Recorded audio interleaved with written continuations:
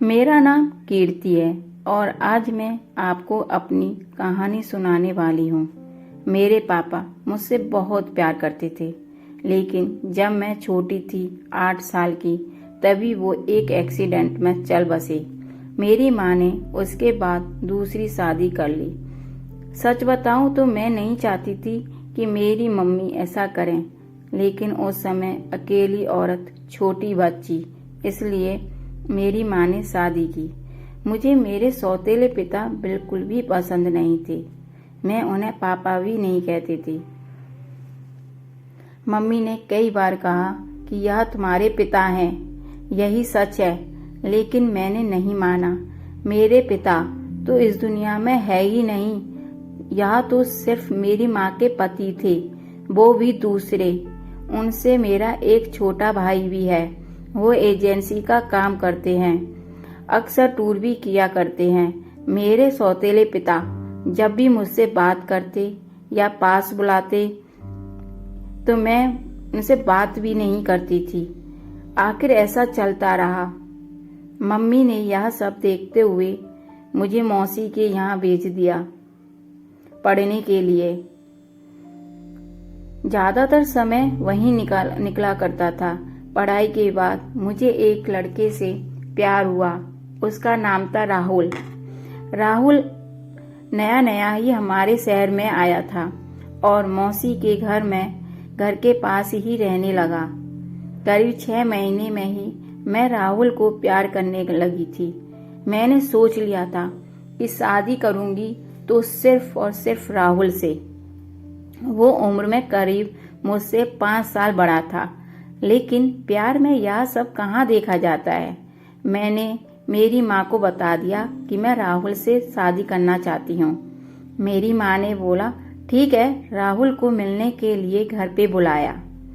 राहुल अनाथ था। उसके ना माँ बाप थे और ना रिश्तेदार,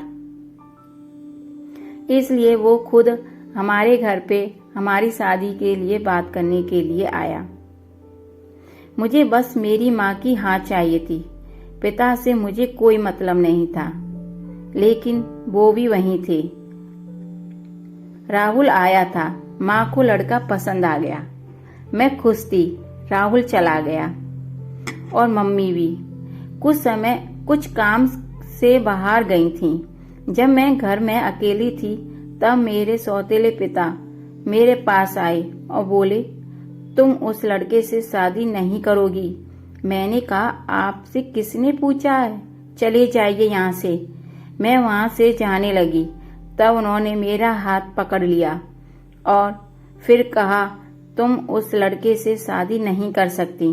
इस बार उनकी आंखों में थोड़ा गुस्सा था।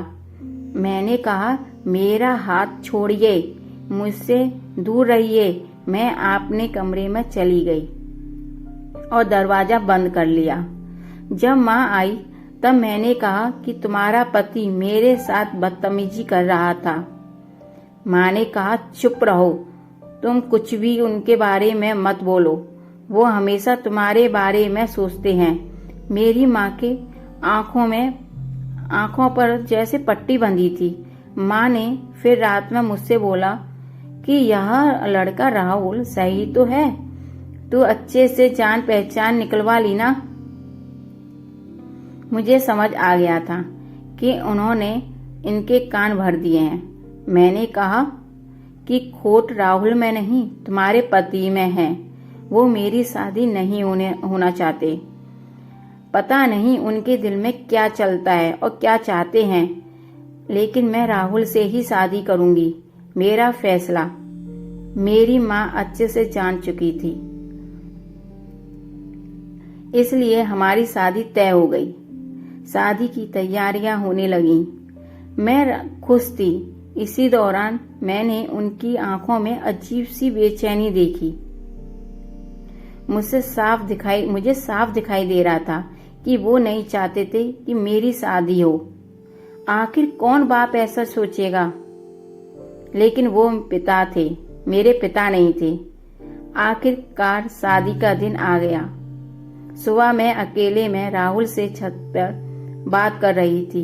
जैसे ही मैंने फोन को रखा, मेरे मुंह पर किसी ने रूमाल रखा पीछे से और मैं बेहोश हो गई। जब मुझे होश आया तब मैं एक कमरे में एक बिस्तर से बंधी थी। मेरा मुंह भी बंद था।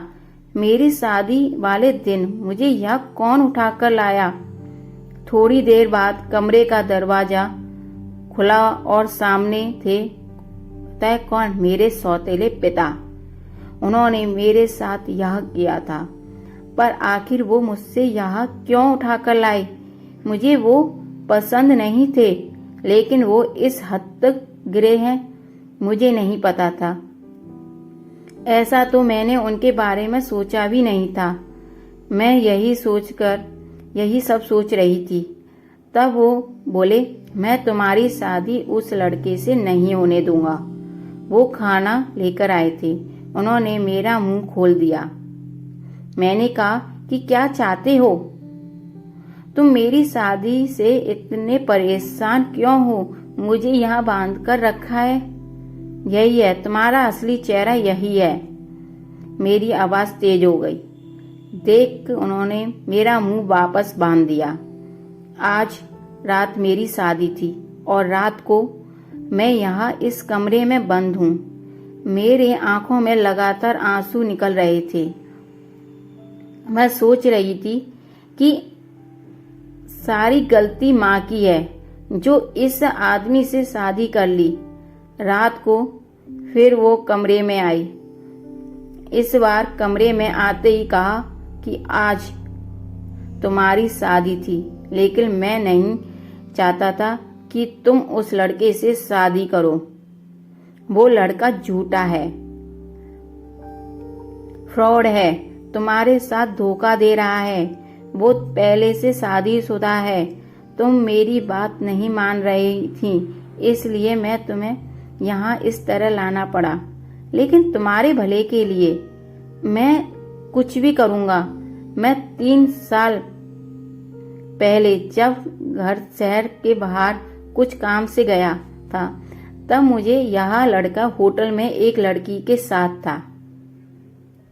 मुझे इसलिए याद है क्योंकि वो लड़की मेरे दोस्त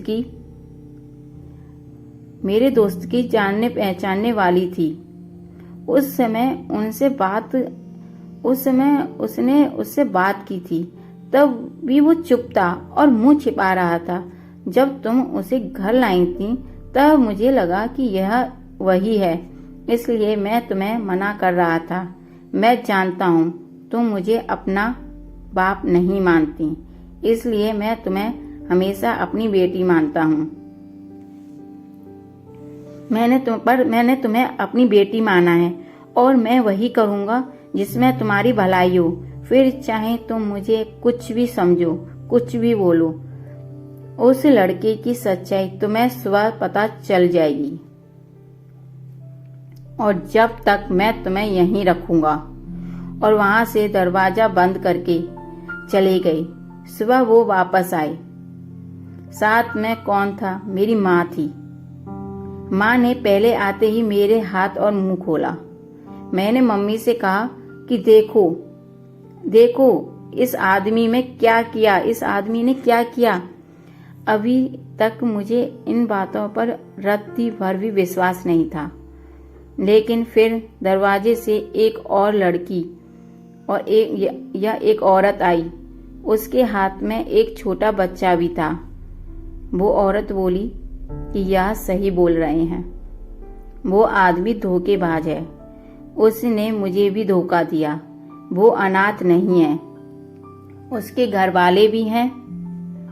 मेरे सामने वो खड़ी वो औरत, उसका बच्चा, मेरी माँ, इन सब को देखकर मुझे भी अब यकीन होने लगा था। मैंने उसी समय राहुल को फोन लगाया, लेकिन उसका फोन ऑफ था। शायद उसे भी पता चल गया था कि उसकी सच्चाई सामने आ गई है। उसके खिलाफ अब जो भी होगा या जो भी करना है वो पुलिस करेगी। मेरे पिता उसके बाद भी मुझसे बात नहीं कर रहे थे। वो ऐसे ही रह रहे जैसे पहले, जैसे कुछ हुआ ही ना हो। 5 दिन बाद ही उनका बर्थडे था। मैंने पहली बार केक बनाया और उन्हें सरप्राइज दिया और उन्हें बोला, हैप्पी बर्थडे पापा। मेरे ऐसा बोलते ही उनकी आंखों में आंसू आ गए। इतने सालों से दबा रखे थे शायद। बोले, बेटा बस अब मुझे जिंदगी में से कुछ नहीं चाहिए, कोई शिकायत नहीं है। अब मुझे कुछ नहीं चाहिए। तुमने मुझे पापा कहा, बस इतना ही मैं सुनना चाहता हूँ। तब मुझे समझ आ गया कि मैं कितनी कच्ची इंसान हूँ पहचानने में। घर में मेरे सामने मुझे इतना प्यार करने वाले पिता थे, उनका मैंने कभी सम्मान नहीं किया और बाहर उस राहुल की झूठी बातों में आ गई। मेरे पिता ने ना सिर्फ मेरी लाइफ बचाई बल्कि मुझे यह भी बताया कि मैं कितनी गलत थी।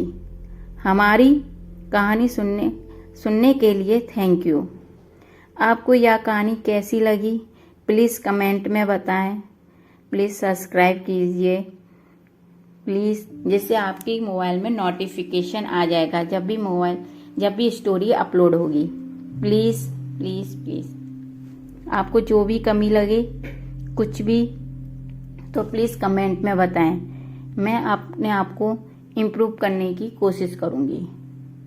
थैंक यू इतना प्यार, इतना सपोर्ट करने के लिए। Thank you.